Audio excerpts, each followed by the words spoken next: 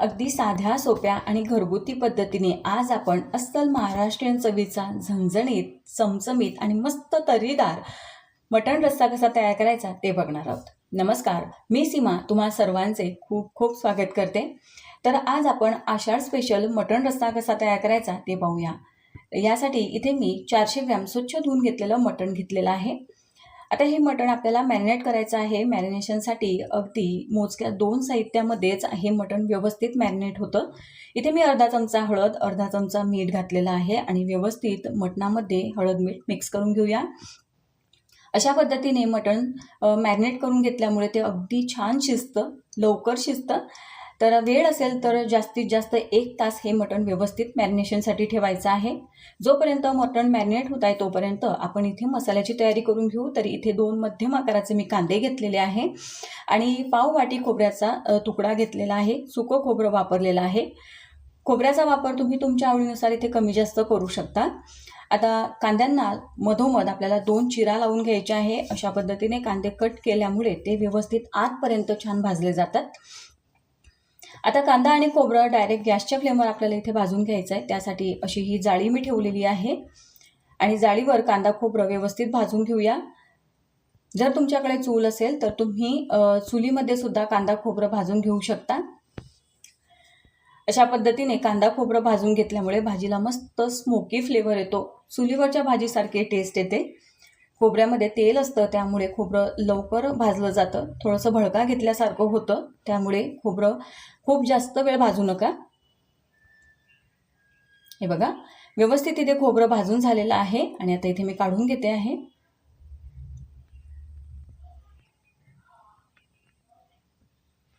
तर इथे आता कांद्याची बाजू पलटी करून घ्यायची आहे आणि दोघं बाजूनी कांदा अगदी व्यवस्थित आपण भाजून घेऊया. चिरा लावून घेतल्यामुळे कांदा अगदी आतपर्यंत व्यवस्थित भाजला जातो आणि थोडा लवकर भाजला जातो. तर इथे कांदेसुद्धा छान भाजून झालेले आहे आणि हे कांदेसुद्धा इथे काढून घेऊया. आता कांदा खोबरं छान भाजून झालेले आहे. पूर्णपणे गार झाल्यानंतर आपण याचा मसाला तयार करून घेऊया. तर आता हे कांदे आणि खोबरं जोपर्यंत गार होत आहे तोपर्यंत पुढची कृती करूया.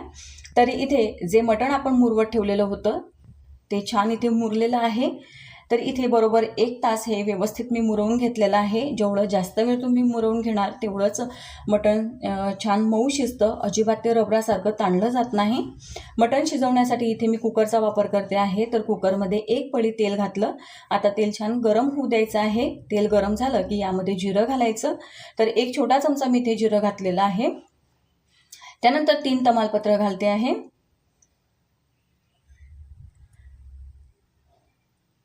एक मध्यम आकाराचा छान बारीक चिरून घेतलेला कांदा आहे. कांदा घातला. आता कांदा व्यवस्थित परतून घ्यायचा आहे. हा कांदा खूप जास्त तांबूस होऊ द्यायचा नाही. तर मंद आचेवर कांदा व्यवस्थित परतून घेतलेला आहे. आता यामध्ये आपण टोमॅटो घालणार आहोत. तर इथे 1 मोठ्या आकाराचा टोमॅटो होता.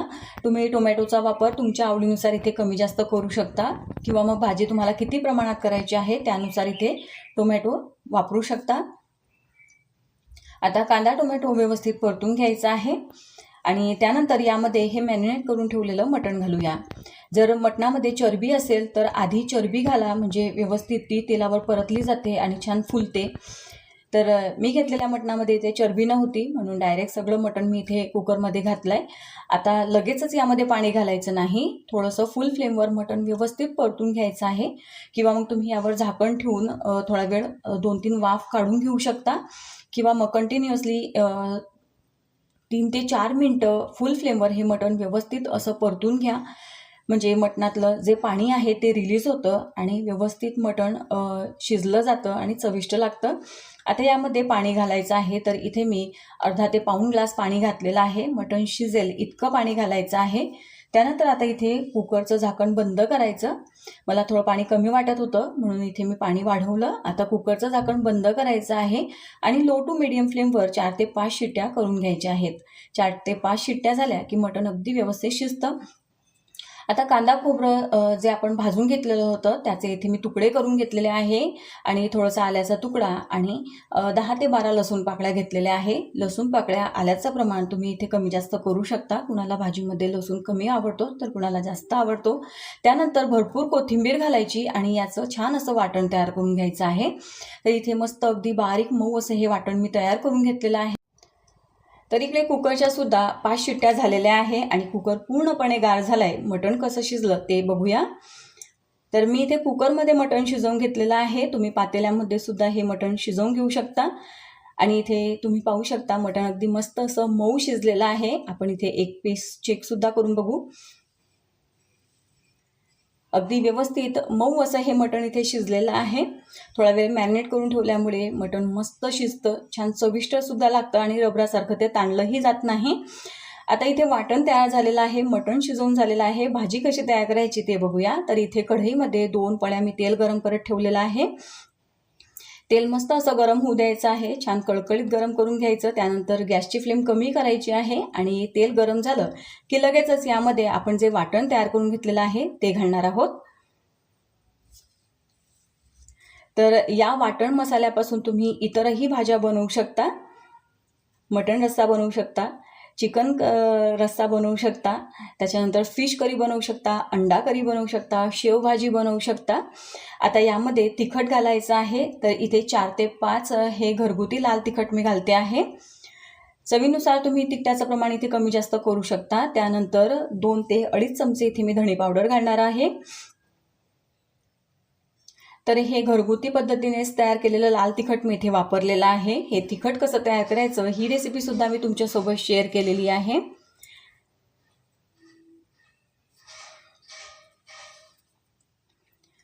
आता इथे व्यवस्थित हा मसाला आपल्याला तेल सुटेपर्यंत असा शिजवून घ्यायचा आहे.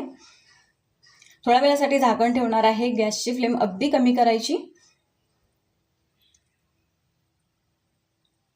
आता इथे झाकण काढून घेतलेलं आहे आणि तुम्ही बघू शकता मसाला इथे छान असा शिजलेला आहे, तयार झालेला आहे, कढईपासून वेगळा झालेला आहे, तेलसुद्धा मस्त सुटलेलं आहे. असा हा तयार मसालासुद्धा तुम्ही पूर्णपणे गार करून फ्रीजमध्ये एखाद्या हवाबंद डब्यामध्ये भरून स्टोअर करू शकता आणि हवा तेव्हा हा मसाला तुम्ही भाजीसाठी वापरू शकता.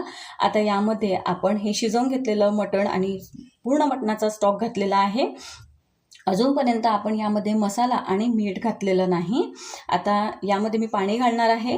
हा मटणाचा रस्सा तुम्हाला किती घट्ट किंवा किती पातळ हवा त्यानुसार तुम्ही इथे पाण्याचं प्रमाण कमी जास्त करू शकता. आता यामध्ये मी चवीसाठी मीठ घालते आहे आणि त्यानंतर गरम मसाला घालणार आहोत. तर इथे हा मसालासुद्धा मी घरगुती पद्धतीने तयार करून घेतलेला आहे. 2 छोटे चमचे भरून इथे मी गरम मसाला घालते आहे. गरम मसाला आणि लाल तिखट कसं तयार करायचं ही रेसिपी आपल्या चॅनलवर अपलोड आहे, लिंक देणार आहे, तुम्ही नक्की चेक करा. आपण सुरुवातीला फक्त मॅरिनेशनसाठी मीठ वापरलेलं होतं आणि आता हा मटण रस्सा तुम्ही तुमच्या आवडीनुसार पातळ किंवा घट्ट ठेवू शकता. आमच्याकडे खूप जास्त पातळ असा हा रस्सा आवडत नाही, म्हणून थोडंसं मी घट्टच ठेवणार आहे. पूर्णपणे भाजी शिजल्यावर मस्त तरी येते आणि हा जो रस्सा आहे हा थोडा घट्ट होतो, दाट होतो, म्हणून सुरुवातीलाच खूप जास्त घट्ट ठेवायचा नाही. आता छान असं 3 ते 4 मिनिटासाठी मटण आणि हा रस्सा मस्त शिजवून घ्यायचा आहे मंद आचेवर. तुम्ही बघू शकता किती सुंदर अशी तर्री आलेली आहे. मस्त असा हा कमीत कमी साहित्यामध्ये घरगुती पद्धतीने अस्सल महाराष्ट्रीयन चवीचा काळा मटण रस्सा इथे बनवून तयार झालेला आहे. हा मटण रस्सा तुम्ही ज्वारीच्या भाकरीसोबत सर्व करू शकता, तांदळाच्या भाकरीसोबत सर्व करू शकता, पोळीसोबत सर्व करू शकता, जिरा राईस किंवा प्लेन राईससुद्धा यासोबत तुम्ही खाऊ शकता. मस्त कमाल लागतो. त्यानंतर आता इथे मी गॅस बंद केलेला आहे. भाजीला पूर्ण उकळी आल्यानंतर गॅस बंद केला. आता सर्वात शेवटी यामध्ये पूर्ण 1 लिंबूचा रस पिळून घालायचा आहे. लिंबूचा रस घातल्यामुळे भाजीला चव खूप छान येते. त्यानंतर भरपूर अशी बारीक चिरून घेतलेली कोथिंबीर घालायची आणि छान अशी थोडी भाजी मिक्स करून घ्यायची आहे. यावर थोड्या वेळासाठी झाकण ठेवायचं आहे. भाजीला थोडा रेस्ट द्यायचा आहे, म्हणजे भाजीमध्ये मस्त लिंबूची चव आणि कोथिंबीरीचा फ्लेवर उतरतो. त्यानंतर आपण ही भाजी सर्व करणार आहोत.